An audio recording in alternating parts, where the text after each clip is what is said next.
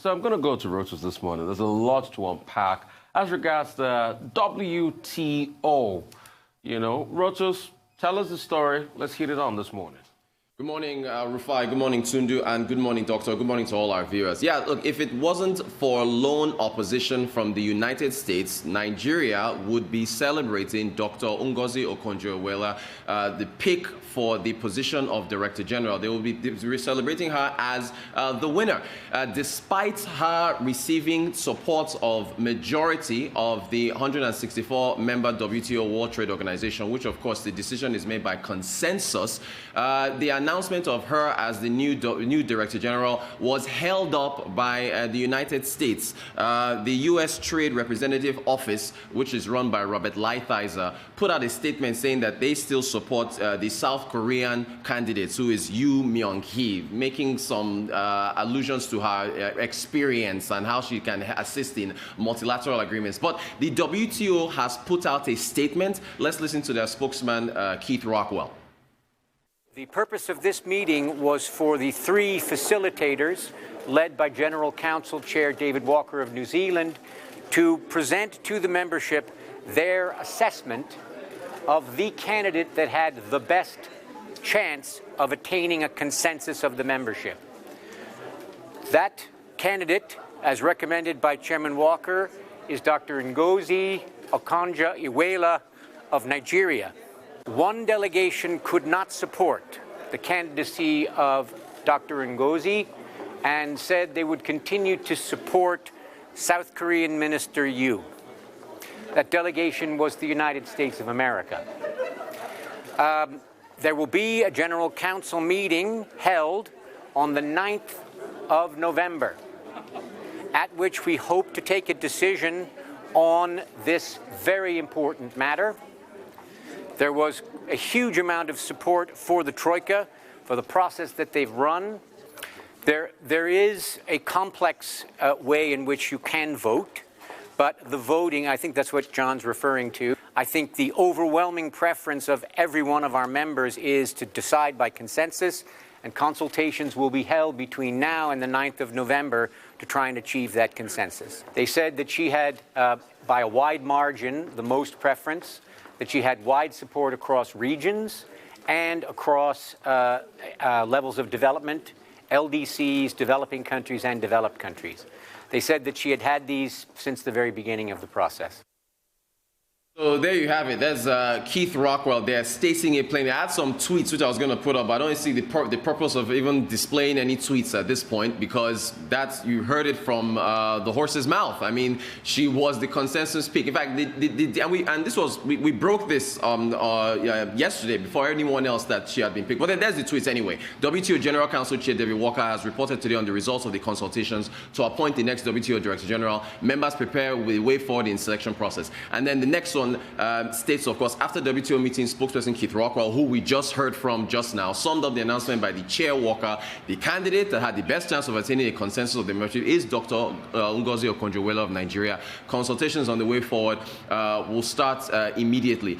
So look, this unfortunately is yet another example of American unilateralism. And there's some examples I picked up in the past where the United States just goes its own way and scuttles consensus decisions by other members. So if we take a look, there's an example using the Paris Club agreement of, in fact, even before them, the 2018 Iran nuclear deal. So that's one example of US unilateralism, where they pulled out of the Iran nuclear deal, which had been in agreement with European members to try to temper down Iran's ability to create a nuclear weapon. There was also the Paris Climate Change Agreement in May of 2019, where the United States unilaterally pulled out of an agreement that other countries had come together, to decide on how to move forward with climate change. Now you've got here now majority of the 164 members consensus agreement that Dr. Ngozi Okonjo-Iweala is the pick to go forward as far as taking the leadership mantle at the World Trade Organization. And again, the United States comes in and scuttles. In fact, there's a quote from William Reich. He's former senior Commerce Department official. He's now with the Center for Strategic and International Studies. This is what he said. He says, this is the United States decision to halt proceedings. It's very Trumpian. They're basically saying we want to get our way and we're willing to throw sand in the gears if we don't get it. He then said this would be possibly a bid for them to try to get concessions elsewhere. So it's you know, I mean, at this point, the Economist, in fact, on the Global Business Report, right before this news, but we broke the news that, you know, she was the consensus pick. The Economist magazine was yet the latest endorsement that Dr. Ngozi Okonjo-Iweala had received. So, look, we're talking about a developmental economist here with over 25 plus years experience, over 30 plus years experience in negotiations. She led the Paris Club debt, $30 billion discussions with Paris Club to reduce our debts, two-time finance minister. The former, you know, World Bank executive. She sits on the board of a number of global companies around the world. It's a clear pick. So at this point, one just has to hold out hope, if I can say, that Joe Biden wins the election next week. He, of course, is on the opposite side of the unilateral behavior that Donald Trump has put forward here, where he wants to see more consensus. But even then, as you heard Keith Rockwell say, the WTO would rather do this by consensus. But as a last result, if Donald Trump was to win the election next week, you can expect that he would, you know, make life difficult for Dr. Ngozi Okonjo-Iweala going forward because he has denigrated the World Trade Organization in the past. However, even if he was to win, as a last result, if you look at the procedures of picking a director general over the 25-year history of the World Trade Organization, it will, as Rockwell said, it will probably just come down to a straight vote, and then she will. So either way, whether it's Joe Biden, whether it's Donald Trump, Dr. Ngozi Okonjo-Iweala, at the next meeting, November 9th, which they've scheduled, will still be the next Director General, is how I see things. All of that you said has Trump written all over it. Let me start from the JCPOA, the Iran nuclear deal. That was Trump written all over it. The Americans, it wasn't just that other countries decided. The Americans decided with the Eurozone and the P+5, and they had a deal as regards the Iran nuclear weapon. Trump came in and scuttled it, and he said people are not playing by the rules. The Paris Climate Change Agreement, it's all Trump. But the larger fight and the larger understanding of all of this for me is I'll take you back to a great writer, Thucydides, that wrote about the Peloponnesian War and talked about the struggle between nations. For me, it is like a Thucydides trap. China and America going head to head. The reason why America will try to scuttle this, as The Economist did this report last week, Friday, is simply because if Ngozi Okonjo-Iweala gets it, there's an opening slot for the Deputy Director General that goes to China. And Americans do not like the sight of this. And as regards that, other parts of Europe too don't want, you know, Korea to get it because it will be just like an allusion to America. So it's that neck and neck that is constantly going on, even between America. You saw it happen at the World Health Organization. You see it even happen with our own Akinwumi Adesina. Remember how the Americans came in strongly the last minute. It was all a clear deal for Adesina, and they came in and they said, no, you can't get it. And they frustrated the process a little bit and all of that. The international dynamics is playing. Americans have always cried foul about the World Trade Organization because China joined the World Trade Organization in 2001, and it's benefited China the most in all of this. And America always cry about, you know, trade deficit here, imbalance of trade, and the likes. So it's a deeper problem like this. But since the Eurozone and other members have leaned support, and they came out to say she's got a wide support, America can just throw a cog in a wheel for a while. But when it goes down to consensus, I don't see other members quickly changing their minds so quick or upturning this. In fact, the first time I heard of an incident when something like this happened, there had to be a split or a tie that the two top candidates had to serve a tenure of 2 years each. I don't see that happening in this case. But let's call it what it is. This is not America. This is Trump. It is Trumpian in nature. And let's call it for what it is. If Joe Biden gets elected in November, definitely all of this would change. He'll put more trade towards China. This is just Trump as a person. It's another case of the art of a deal for Trump. I don't agree with you, actually, because as far as I'm concerned, American puissance did not start with Donald Trump. To add to what you said, that's the only part that I don't agree with, by the way, but to add to what you said, also add Tedros Ghebreyesus, another African heading a supranational institution being attacked by Americans. So we could say it's Trumpian, but no. Also recall Kofi Annan and his attempts to reform the United Nations, make it more egalitarian. America was not interested in unilateralism. They were interested in supremacy. Trump was not president when Kofi Annan was UN Secretary General. American puissance continues to rear its head and try to frustrate the efforts of talented Africans on the global stage. Yes, American supremacy, or what is called in foreign policy studies, American exceptionalism. America always wanting to stand out, always wanting to dominate. And we have seen, an excess in that regard under President Trump. All those examples that have been cited, the Paris climate change, even the NAFTA, in North America, the objection to WHO, as Tundun just mentioned, the objection to the International Criminal Court. So we've seen under President Trump a recourse to isolationism. That's the other word for it. Second, this is also about the election. This is just about 6 or 5 days to the election. And you see that consistently President Trump and his supporters have been trying to prove very strong. And, it's good to be seen to also be dictating to the rest of the world at this particular time. The third leg of it, of course, is a conflict with China. You will recall that before yesterday, China had been very quiet about his stand with regard to the 2 final candidates that were shortlisted. But eventually, China went ahead and supported our own Dr. Ngozi Okonko-Iweala. Well, for political reasons, it may not look too good for the U.S. and China to be in the same space because, of course, you know that the trade tension between those 2 countries is part of the problem with WTO. And what this has highlighted is the difficulty, the crisis, the various dimensions of it, that whoever emerges at the end of the day as WTO Director General will have to deal with.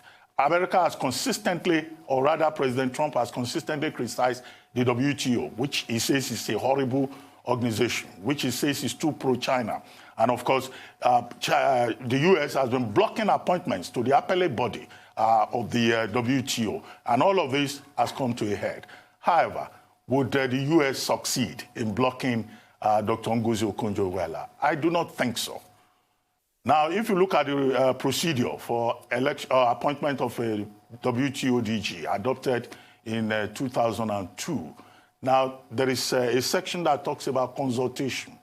Now, what we saw was the conclusion of that consultation process yesterday when 104 countries chose Dr. Ngozi Okonjo-Iweala to 60 for Miss Yu from South Korea. So clearly, the conclusion that came out of that, either from the chairman of the General Council or as Rockwell, the spokesperson, pointed out, was that Dr. Ngozi Okonjo-Iweala is the clear favorite. However, there's another provision in that procedure for the choice of WTO DG. It says if consensus fails, then of course they will have to vote. Now, if it goes to a vote, then of course there's no doubt that Dr. Ngozi Okonjo-Iweala will still emerge on November 9. The worst that the United States can do is to delay, because clearly in the WTO, the United States does not have a veto power, the kind of veto that it can exercise maybe at the United Nations or the World Bank or the IMF. So I remain very optimistic. Now, the arguments against Dr. Ngozi Okonjo-Iweala is that, one, she doesn't have hands-on experience. In your own commentary, Rotus, you've already shown that that is not true, because she's a development economist and she's had very significant experience. Maybe she will be more independent-minded than Miss Yu, and Miss Yu will be more pliable to American interests. Now, that's neither here nor there, because the other members of the WTO, they've shown that they prefer Dr. Ngozi Okonjo-Iweala. And all of them, the European Union members, the Latin American members, the African delegates, they were all pissed off by the attempt by the United States to bully other members of the WTO. However, what should happen going forward? I think there is a major assignment here for the Nigerian government. Dr. Ngozi Okonjo-Iweala already has 104 persons behind her. Consensus was reached, according to the WTO spokesperson, except one, the United States. So I think the president of Nigeria has to wade in here to see how between now and November 9, we hold on to those our allies. And that will also include the African leaders. The Nigerian government must mobilize every support so that the U.S. does not eventually succeed in bullying those people who are supporting Dr. Ngozi Okonjo-Iweala. If it requires traveling, if it requires diplomacy, everything must be put out there to make sure that we are not intimidated by the objection of the United States. I also agree with you that if Vice President Joe Biden or the Democrats win, there may be no problem. But the worst that will probably happen is that there will be a slight delay, or President Trump, if he wins, will again pull out from the WTO, as he did with regard to the World Health Organization. But on our part, we must do the needful at home here. We must hold on to those supporters so that even when it comes to a vote, Dr. Ngozi Okonjo-Iweala will still get, that overwhelming majority that she got yesterday. Well said. At this point, I'm convinced that I can't see what else is going to derail her from getting the position. And I think now, because again, I think Joe Biden is, if you look at the polls, I've been following this for a number of years now. I know a number of people might pick up on 2016, which is an anomaly. I think it is almost, and I'll be on record, I'll be here if I'm wrong, but I think it's almost a certainty that Joe Biden at this point is going to win re-election, and will win the election and things will proceed further. So I actually think for Dr. Ngozi Okonjo-Iweala at this point, we've heard from Keith Rockwell, the spokesman of the WTO. I think that is literally the horse's mouth. We've got all the endorsements. She should start looking forward at this point as to how to start to get things going, because there is a lot of work for her ahead. I mean, the UK and Japan have already signed an agreement, a bilateral agreement between themselves. There are other agreements that are being worked on across the globe. So her job, in line with the objectives of the WTO, which is multilateral agreements, she has to now start to look at spreading out these multilateral agreements and allowing them to overshadow bilateral trade agreements, which is what Trump favors, what the United States favors. So again, the doctor, you mentioned it, with her years of experience with negotiations, again, the negotiation of the Paris Club, the debt overhang that we had years ago under that the Obasanjo administration brought down, she led the way there. So she has to now start looking at the Asia, North America, Africa.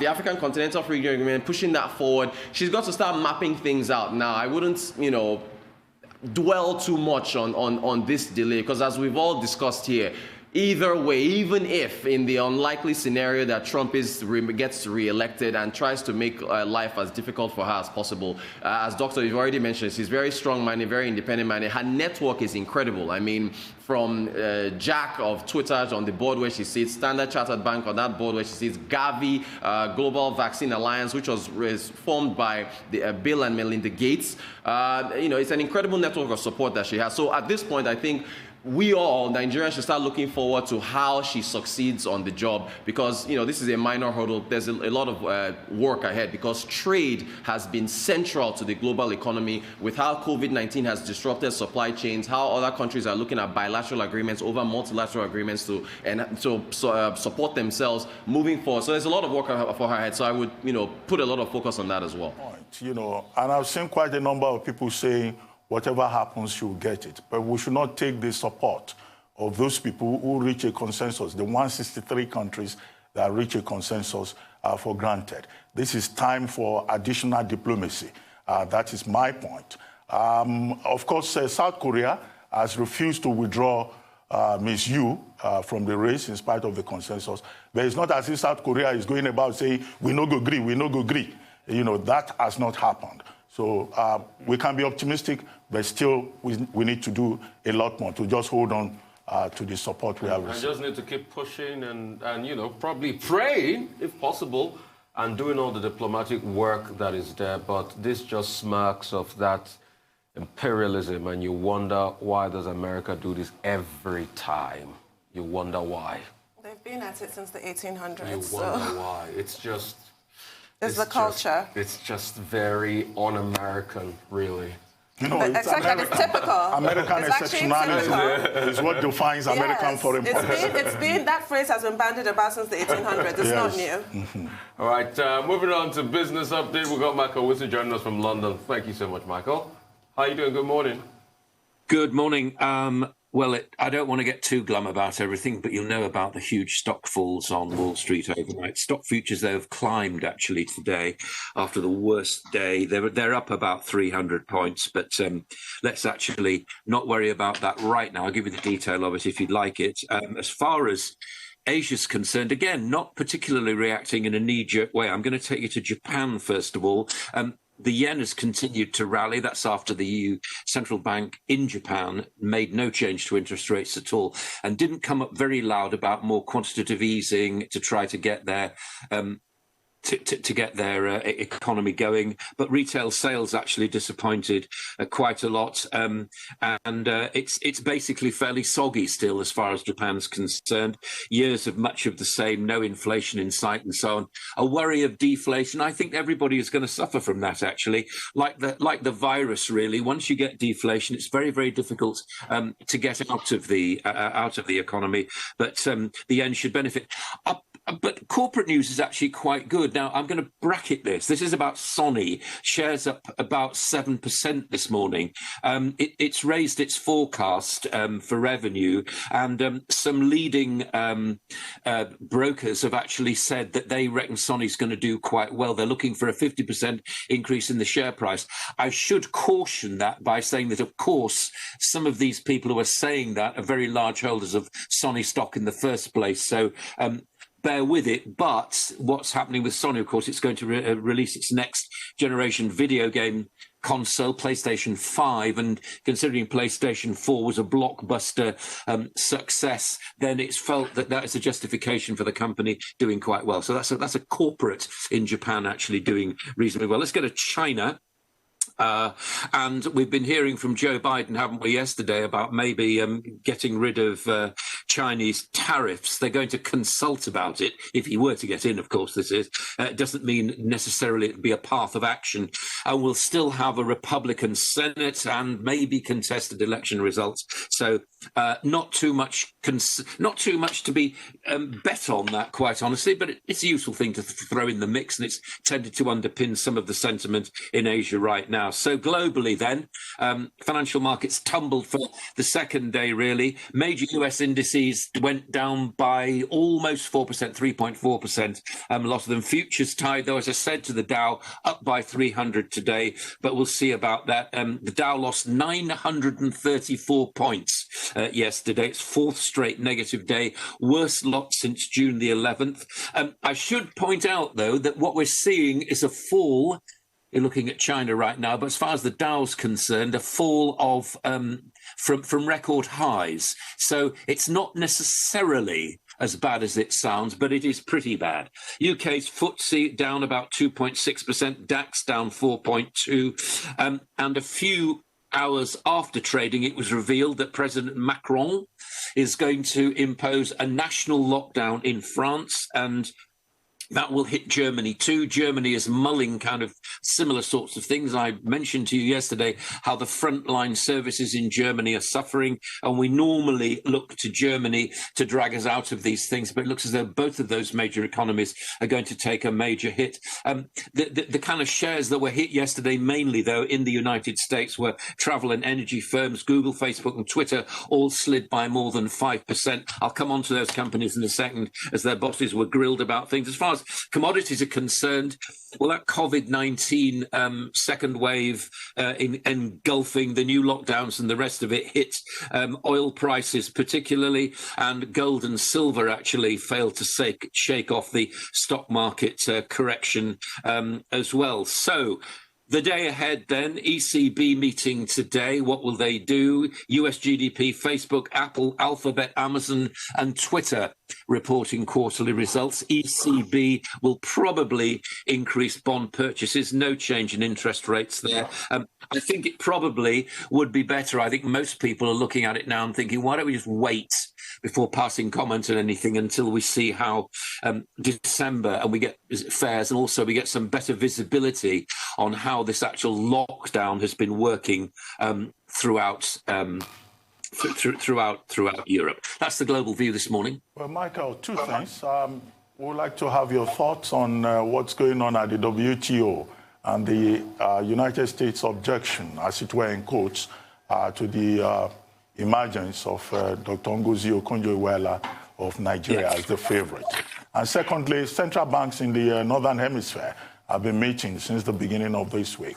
What should we expect in terms of major policy shifts, particularly with regard to maybe stimulus packages or interest rates? WT, first of all, I think she's a very strong candidate. I think that, as you mentioned earlier in the programme, the United States is acting politically about this. I don't know why they're saying those kind of things. I think she seems to be the best candidate. As I said to you before, I have interviewed her. I met her a couple of years ago. I was not that I'm anything to say, but I was very, very impressed by her. I think she's not to be shoved aside. She ticks a load of boxes. She's a very strong character. She knows what needs to be done. It's a very, very, very difficult job because of the way in which the world is disintegrating. We've got no idea which way we're going forward. But if you want to comment, I can't give a political one, but I'd say that I think she'd be very good for the job personally. And I think a lot of people, a lot of commentators feel exactly the same. And let's hope she gets to grips with it, because there is an enormous amount of work to be done. It's very possible to advance an argument for for no WTO at all, in the same way that you could advance an argument for OPEC. These things were decided a long, long time ago, and things have changed. But I think she'll probably get to grips with it, and good luck to her. As far as central banks are concerned, no change in interest rates. But as I said to you just now, I feel as though we need to look through December and find out how these major lockdowns in Europe are actually going to work. Because remember, what we've also got in this mix is the unpleasant fact, but it's a realistic one, that we are not going to see, people like you and me will not be injected with a vaccine probably until the end of next year. That's the way it goes. It is going to be, if anything does emerge, it's going to be given to poorer people and also to much older people as well to start with. I think it's about time for some realism, and I think, if for what it's worth, it's time we learnt to live with this. But as far as the central banks are concerned, they appear to be very happy to print money for the time being. So no major change in what they're going to say. But like the Fed, and I admire the Fed in what it's done, it's acted as a backstop to the markets there. And I think the European Central Bank and our own Bank of England will be saying exactly the same kind of thing. We're getting the ECB meeting today. Bank of England probably will say similar sorts of things.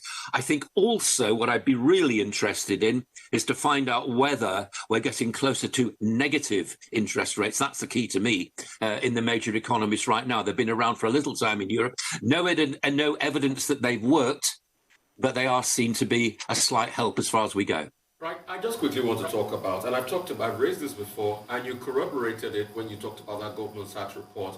I want to talk about how the Eurozone especially, and probably you can take it to America, is preparing for the inflation that will come out of this. I'll give you an instance why I say that. America's budget is about $6 trillion this year. They've spent about 1/3 of that on COVID-19 alone, printing a lot of money. It's been QE on steroids this year. But nobody's talking about the inflation that comes out of it, because the knock-on effect will be on the people, be on those on Main Street, not Wall Street any longer. As far as the central banks are concerned, we need to understand that interest rates have never been lower, and that will continue. It's all about confidence now. It's all about spinning plates.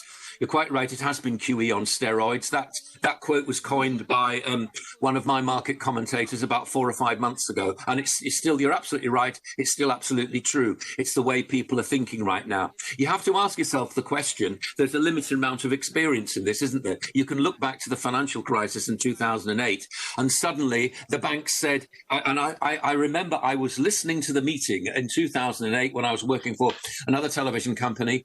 And the bottom line was the finance minister was just saying, we don't care what we do. We don't care what the central banks do. Just give us something to say to the markets on Monday morning. This was that crucial weekend in the middle of September 2008.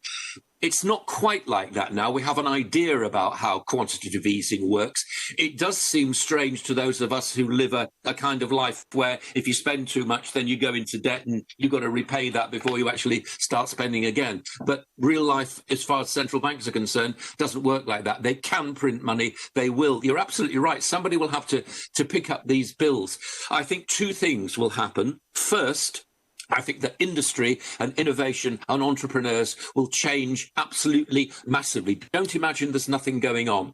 The news and the news headlines and people like us tend to concentrate on the bad news. There is a lot going on, a lot of repositioning going on right now, not so much in the major companies, but the really important ones, the small businesses. I'm sure it's the same in Nigeria. It's certainly the same here. You just never hear about them because they're not big enough. But there is a lot of people now looking at different ways of doing things, different supply chains, 3D digital printing. All these kind of things have not yet been factored into the way the economy is going to work in this country. I was yesterday talking to some fairly older, even older than me, veterans of the money markets and saying, people haven't been planning for this, then they shouldn't be in business. You bet that people have been planning.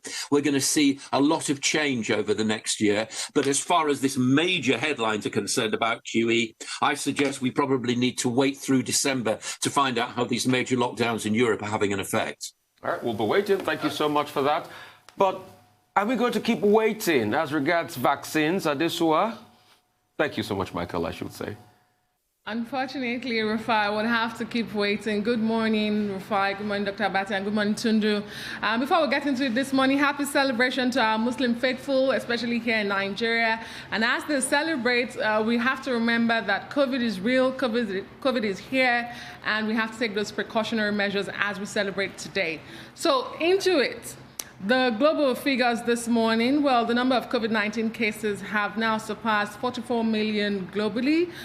We still have over 1.1 million deaths, according to the Johns Hopkins University tally. The new infections recorded across Europe and beyond continue to grow yesterday, with new highs in cases and deaths in many countries, including Italy, Poland, Czech Republic, Germany, Switzerland, Greece, Portugal, Iran, and Russia. And talking about those the new wave, coronavirus infections in Europe, that map is trying to zoom in, but not Africa. Okay, that's it, in Europe and the US, those new infections are wiping out months of progress against the scourge on two continents.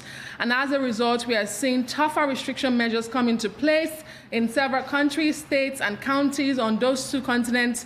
And yesterday, the French President Emmanuel Macron announced a second nationwide lockdown from midnight tonight until December 1st. Under the new lockdown, people will need a certificate to move around.